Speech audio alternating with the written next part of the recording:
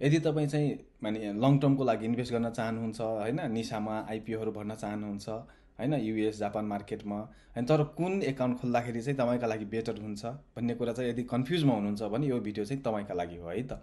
अब first of all यो mainly video चाहिँ जापानमा रहेका होइन ब्रोकरको कम्पेरिजन गरेको छु होइन। यो चाहिँ मेनली लङ टर्म इन्भेस्टमेन्टको लागि र अनि स्विङ ट्रेडको लागि हो। अनि यो चाहिँ यो फरेक्स अथवा हुन्छ नि फ्युचर ट्रेडिङको लागि होइन होइन। सो अब मेनली अब हामीले फर्स्टमा हेर्दाखेरि चाहिँ के हेर्ने, मेरो लागि मैले चाहिँ कुन टाइपको एकाउन्ट अथवा म चाहिँ के गर्न चाहन्छु होइन, त्यसमा पनि अब यो इन्भेस्टमेन्टको लागि पनि होइन धेरै छ नि त। जस्तै अब निसामा गर्न चाहनुहुन्छ कि होइन, पार्सियल्ली तपाईँ सेयर किन्न चाहनुहुन्छ कि होइन, अब त्योमा पनि डिपेन्ड गर्यो। र अथवा मार्केट पनि जापान युएस को मात्रै चाहियो कि होइन, अथवा जापानको मात्रै चाहियो कि होइन, त्यो पनि यहाँ मजासँग एकदमै बुझिने तरिकाले चाहिँ लेखेको छ होइन। अब सबैभन्दा इम्पोर्टेन्ट चाहिँ हामीलाई अब फर्स्ट अफ अल जापानमा बसे पनि जापानिज चाहिँ आउँदैन क्या होइन। इन्टरफेस एकदमै गाह्रो हुन्छ जापानिज ब्रोकरहरूको होइन। अब यदि एकाउन्ट ओपनिङ र भनौँ न अनि ल्याङ्ग्वेज अथवा इन्टरफेस चाहिँ यदि तपाईँलाई गाह्रो लाग्छ भनेपछि चाहिँ फर्स्ट अफ अल तपाईँको अलिकति बेसिक छ भनेपछि पेपे सेक्युरिटी चाहिँ बेस्ट हो होइन। अहिले चाहिँ तपाईँलाई यो निसा सिसा भनौँ न, अब निसा पनि लिमिटेड छन् चाहिँ छ होइन यसमा। अनि आइपिओ साइपिओ चाहिँदैन भनेपछि होइन, र जापानिज बेसिक छ भने पेपे सेक्युरिटिज बेस्ट होइन।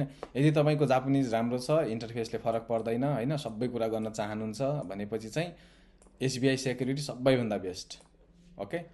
अनि अब तपाईँको चाहिँ जापानिज छँदै छैन, मलाई चाहिँ स्टार्ट गर्न मन छ होइन, मलाई चाहिँ अहिले अब के गर्ने भन्दा पनि कसरी गर्ने भनेर स्टार्टमै तपाईँ कन्फ्युजन हुन्छ भनेपछि मोमो खोल्नुहोस् होइन। इङ्ग्लिसको एकदम मोडर्न इन्टरफेस छ होइन, इजी पनि छ अलिकति एकाउन्ट बनाउन होइन। ओभरअल चाहिँ अब बेस्ट टुल हो भनौँ होइन। जापानको पनि पाउँछ, युएसको चाहिँ अझ सबैभन्दा बेस्ट हो।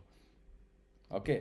सो अब तपाईँलाई होइन निसा नै एकदमै इम्पोर्टेन्ट हो। निसामा चाहिँ तपाईँ ग्रोथ इन्भेस्टमेन्ट गर्न चाहनुहुन्छ अथवा मन्थली इन्भेस्टमेन्ट गर्न चाहनुहुन्छ भनेपछि चाहिँ तपाईँका लागि राकुतेन या एसबिआई बेस्ट हो होइन।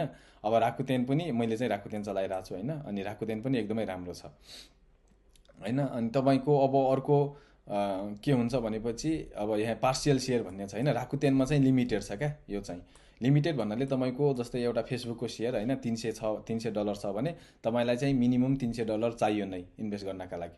त्यो चाहिँ अलिकति माने राकुतेनमा मिल्दैन होइन। तर अब जस्तै पेपे सेक्युरिटिज होइन, अनि यसमा चाहिँ तपाईँसँग $10 $20 जति छ होइन, एकदमै मिनिमम एमाउन्टमा पनि तपाईँले इन्भेस्ट गर्न सक्नु पऱ्यो क्या होइन, पार्सियल सेयर चाहिँ किन्न सक्नुहुने भयो। त्यही भएर चाहिँ यो अब तपाईँ चाहिँ के का लागि चाहिँ बेटर हो अथवा के खोज्दै हुनुहुन्छ होइन, त्यो चाहिँ त्यसका लागि चाहिँ मजाले बुझिने तरिकाले होइन मैले यो कम्पेरिजन टेबल बनाएको छु होइन। अनि अब मान्छेहरूले चाहिँ जस्तै अब भिडियोहरू धेरै छन् होइन एभाइलेबल, तर कस्तो हुन्छ भनेपछि अब यो मात्रै भन्छन् क्या निसा भनेको के हो। तर निसामा चाहिँ अब कहाँबाट कुन एकाउन्ट गराउँदाखेरि कस्तो के एभाइलेबल छ छैन होइन, अथवा हुन्छ नि त पार्सियल सेयर भन्नाले अब यो हेऱ्यो भनेपछि एक्चुअली तपाईँको इमेज चाहिँ एकदमै क्लियर हुन्छ क्या। यो हेर्ने बित्तिकै तपाईँलाई चाहिएन कि 10वटा भिडियो हेर्न, अनि यहाँ यो हेर्ने बित्तिकै तपाईँ डिसाइड गर्न सक्नुहुन्छ कि कुन सेक्युरिटिज एकाउन्ट खोल्न सकिन्छ। अनि होइन त्यसपछि चाहिँ अब मानौँ कि तपाईँले डिसाइड गर्नुभयो कि एसबिआई सेक्युरिटिज खोल्ने होइन, एसबिआई चाहिँ कसरी एकाउन्ट खोल्ने भनेर चाहिँ, अनि अब त्यहीको छुट्टै भिडियो हेर्न सक्नुभयो क्या। तर अब एसबिआई एकाउन्ट तपाईँलाई चाहिएको छ होइन, जापानिज ल्याङ्ग्वेज आउँदैन, तर एसबिआई एकाउन्ट खोल्न सुरु गर्नुभयो, आएन, बिचमा अड्किनु भयो, तपाईँको जुन मोटिभेटेड हुनुहुन्छ त्यो पनि बन्द हुन्छ क्या। सो यो चाहिँ अब बिगिनरले चाहिँ कन्फ्युज नहुन् होइन, बिगिनरहरू चाहिँ कन्फ्युज नहुन् भनेर चाहिँ म तिनीहरूका लागि चाहिँ मेनली बनाएको हो होइन। यदि चाहिँ अब यसको पिडिएफ पनि मैले अरू पनि एकदम लङ फर्ममा पनि बनाएको छु होइन। सो चाहिन्छ भनेपछि कमेन्ट गर्न सक्नुहुन्छ, र म यस्तै बिगिनरहरूका लागि हेल्पफुल हुने भिडियोहरू बनाउँदै गर्छु। So please don't forget to follow है त। Thank you so much for watching.